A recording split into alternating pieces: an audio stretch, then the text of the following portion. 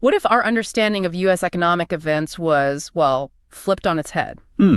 Interesting way to put it. Today, we're taking a bit of a surprising detour. We're looking at how Russian state media is interpreting Donald Trump's trade policies. Right. And we're basing this on a YouTube video analysis, correct? From the Ring of Fire. That's the one. It breaks down this unexpected viewpoint.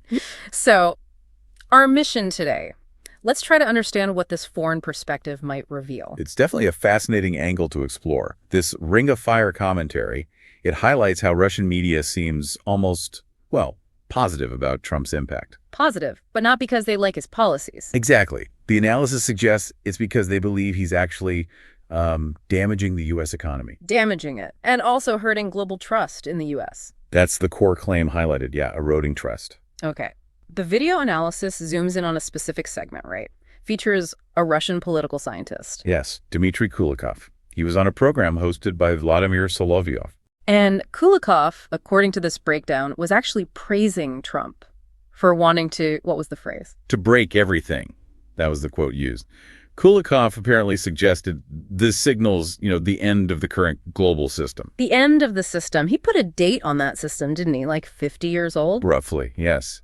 And he even predicted consequences for Americans listening, that the price of goods will certainly go up in the States. Wow. Okay, and the host, Solovyov, he jumped in too. He did. The commentary says Solovyov agreed, claiming Trump destroyed the trust. And then came the really unusual part, the medal suggestion. Ah, yes. He apparently joked about needing to build Trump a statue, or at least give him a Solovyov medal, A Solovyov. for delivering this supposed major blow to the system of capitalism. That was the context provided. Now, that medal itself is important. The Ring of Fire commentary explains it, right? It's not exactly a compliment. No, not at all. It's described as a kind of backhanded thing in Russia, like a gag gift a master might give to a servant. A master to a servant. That implies a pretty specific power dynamic or perception. Definitely suggests a certain view. So the interpretation from the Ring of Fire video is basically this. Russia, generally speaking, doesn't like the U.S. or capitalism. Okay, standard enough adversarial view, perhaps. But they do appreciate certain actions attributed to Trump.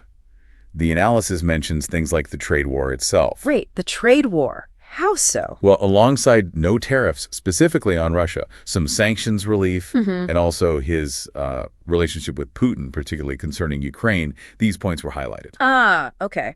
So, specific perceived benefits for Russia. But here's the twist the commentary emphasizes. Right. Even with those potential upsides, this analysis points out that Russian state media openly mocks Trump, Mocks him. portraying him as a buffoon, or even as, quote, their servant. Their servant, even while suggesting he's benefiting them. That's quite a disconnect. It is. And what really stands out in the commentary is the suggestion that Trump himself seems, well, unaware he's being mocked. He doesn't realize it. That's the take. That's the observation made in the analysis video. It certainly raises questions about, the motives behind such a public stance from a geopolitical adversary. Okay, so let's try and pull this together for everyone listening. This analysis suggests Russian state media is publicly celebrating what they see as damage to the U.S. economy and its global standing under Trump. Correct. Celebrating the perceived damage. Even while, according to this interpretation, potentially benefiting from some of his specific policies. And doing it with this layer of mockery, like the whole Solovyov medal idea, it's presented as quite cynical.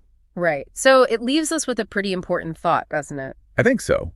It really prompts you to consider, when a nation often seen as an adversary publicly praises and seemingly belittles another country's leaders' economic actions, what does that truly signify? Yeah, what are the deeper strategic games possibly being played? What should you, listening at home, be thinking about when you see these kinds of pronouncements in global news? It's definitely something to keep in the back of your mind as you follow international relations and economic news. What's the message behind the message?